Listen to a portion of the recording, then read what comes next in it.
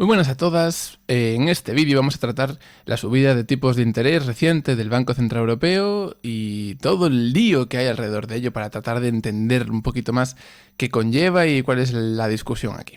Advierto que yo no tengo las ideas al 100% claras y tengo algunas dudas con respecto a algunas cosas, pero sí que os voy a compartir las cosas que sí entiendo, por si os ayudan a comprender un poco mejor el kit de la cuestión. Pues bien, la primera cuestión es ¿qué son los tipos de interés del Banco Central? ¿Qué es lo que maneja el Banco Central? Bueno, pues el Banco Central lo que maneja son los tipos de interés que pone a las reservas o al dinero digital que utilizan los bancos entre sí para saldar las cuentas al final del día.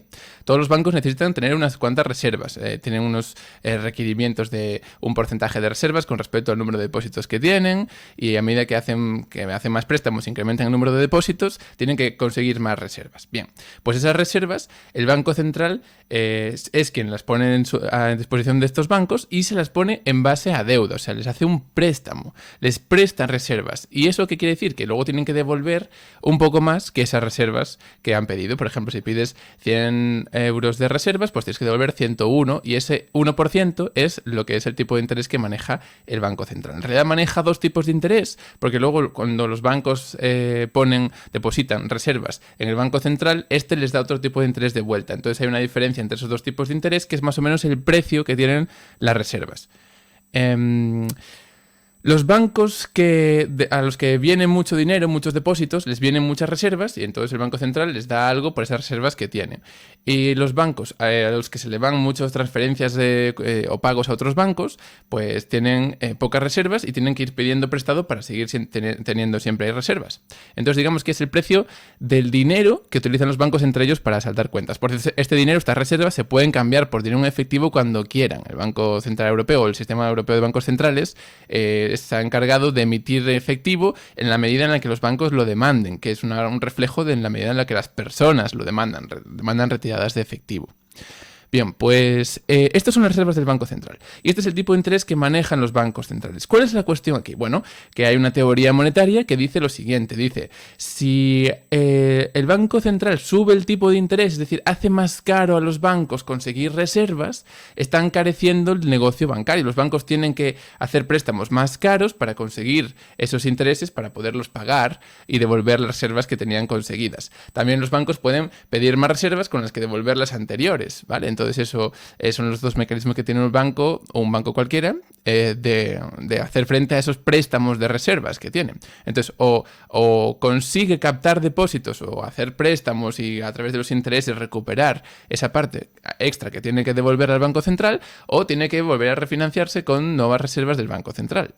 El mecanismo aquí no lo desconozco a la perfección, o sea, no sé exactamente cómo son los detalles técnicos de este proceso, pero sé que es algo así. Pues bien, entonces la teoría dice lo siguiente: si el Banco Central sube los tipos de interés, los bancos tienen que devolver más dinero al Banco Central, y lo que van a hacer es transmitir esta subida de interés a sus depositantes, a empresas, a gobiernos, los bancos privados no suelen prestar directamente a los gobiernos, sino que les compran bonos de deuda, es un poco diferente, pero empresas y personas como tú y como yo. Nos van a subir los tipos de interés, que quiere decir que nos va a salir más caro endeudarnos. Y entonces, eso lo que se espera es que la gente se endeude menos, y al endeudarse menos, lo que ocurre es que se creará menos dinero. Si se pagan las deudas más rápido de lo que se conceden nuevas deudas, disminuye la cantidad de dinero bancario en circulación, porque el dinero bancario, que es el 97% del dinero que tenemos por ahí, el dinero digital que está en tu cuenta bancaria online, ese dinero es un dinero que se crea en base a deuda cada vez que un banco concede un préstamo. Entonces, la teoría monetaria lo que dice es, si subimos el tipo de interés, van a prestar menos dinero, la gente va a devolver más las deudas y endeudarse menos, y por lo tanto vamos a hacer que disminuya la cantidad de dinero en circulación. Y al contrario, si la teoría dice que si bajamos los tipos de interés va a ser muy barato o más barato endeudarse, y entonces gente que de otra manera no se iba a endeudar, ahora como es más barato, pues deciden que sí que les compensa, y lo van a hacer, incrementando la cantidad de dinero en circulación. Entonces digamos que la teoría, y esto hay que ver porque resulta que hay un estudio práctico que demuestra que no funciona, la teoría dice que el Banco Central es quien maneja la cantidad de dinero en circulación a través de este tipo de interés, a través de este coeficiente, no sé, el coeficiente de caja, que eso no existe. Spoiler, el coeficiente de caja no existe ya. No, sino que es el Banco Central, a través de estos tipos de interés a los que presta las reservas, que maneja un poco o que regula la cantidad de dinero en circulación. Y por lo tanto, él es el responsable de esa cuestión. Pues bien, lo que resulta muy curioso es que hay un estudio práctico empírico llevado a cabo por el profesor Richard Werner que demuestra que esta correlación entre la cantidad de dinero en circulación, bueno, que se tiene que ver reflejada en el PIB, o sea, si hay más dinero en circulación, siempre va a repercutir positivamente en el PIB y viceversa, pues es precisamente, está errónea en dos sentidos. Lo primero que ocurre es que la teoría dice, si los tipos de interés están altos, el PIB bajará. Y si los tipos de interés están bajos, el PIB subirá. O sea, dice que son inversamente proporcionales. Si ponemos los tipos de interés altos, la gente va a pedir menos préstamos, va a haber menos dinero en circulación y por lo tanto el PIB se va a ralentizar o va a disminuir. Y eso es lo que estaba diciendo muchos periódicos de noticias progresistas hoy en día. Oh, no, si el Banco Central sube los tipos de interés, vamos a tener una recesión. Esta es la teoría mainstream. Y al contrario, si el Banco Central baja los tipos de interés, pues favorece el crecimiento económico, el PIB, porque hay más dinero en circulación y eso dinamiza la economía. Bien. Lo que demuestra Richard Werner es lo contrario. Es que cuando los tipos de interés están altos, coincide que también hay normalmente aumentos en el PIB, hay aumentos en el crecimiento económico.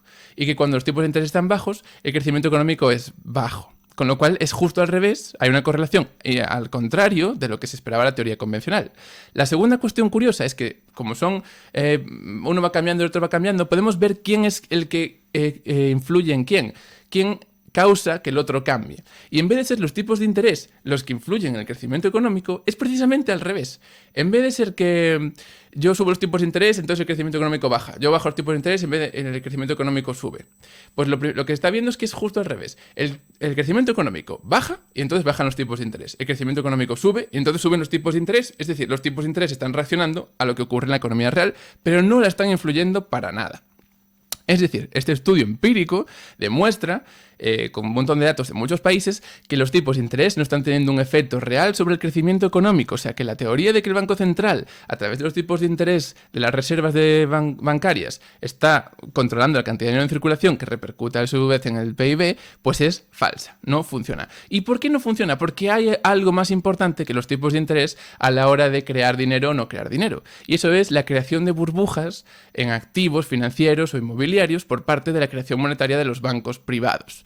Eso, en un momento dado, crea rentabilidades tan altas que un aumento de un porcentaje de los tipos de interés del Banco Central no tiene ningún efecto sobre que se deje de hacer más o menos ese tipo de préstamos. Es decir, el Banco Central no tiene ningún control para evitar la creación de una burbuja y después, cuando la burbuja explota, no tiene ningún control para reactivar la economía porque, digamos, a través de los tipos de interés, porque no funciona. De hecho, que vimos en la última crisis de 2008 y en 2020, pues que se aplicaron medidas no convencionales, que es, los tipos de interés ya no funcionan, así que lo que vamos a hacer es empezar a meter dinero de verdad en circulación, o sea, saltarnos a los bancos y meter dinero en circulación, comprando bonos de deuda pública o bonos de empresas. Es decir, el Banco Central creó nuevo dinero, hizo una cosa llamada, quantitative easing, hay que ver exactamente cuáles las definiciones estamos utilizando.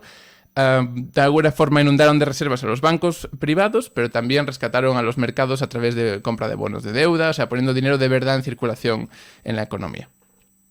A través de los bancos, eso sí, para no contradecir el Tratado de la Unión Europea. Bueno, el caso, que parece ser que la teoría experimental dice que los tipos de interés no son los que están teniendo efecto en la economía. Sin embargo, sí que es verdad que encarecen los préstamos, o sea, que haya algún factor más determinante a la hora de aumentar el PIB o reducirlo y que por lo tanto hace que los tipos de interés del Banco Central se vean reaccionando constantemente a lo que hace la economía, pero no influirla, no quita que los tipos de interés del Banco Central sí tengan un efecto sobre los tipos de interés que pagan las familias y que pagan las empresas y se toma como referencia para el pago de deudas, el Euribor y estas cosas, para muchas personas que están ahora mismo endeudadas. Entonces, sí es verdad que tiene un efecto real sobre la economía, pero sí es verdad que no sirve para controlar la masa monetaria, mientras el dinero se puede crear por los bancos en forma de deuda y sin ningún control de para qué, por lo tanto puedan inflar burbujas constantemente. Y es lo que hacen, porque además cuando explotan los rescatamos y son conscientes de ello, por lo tanto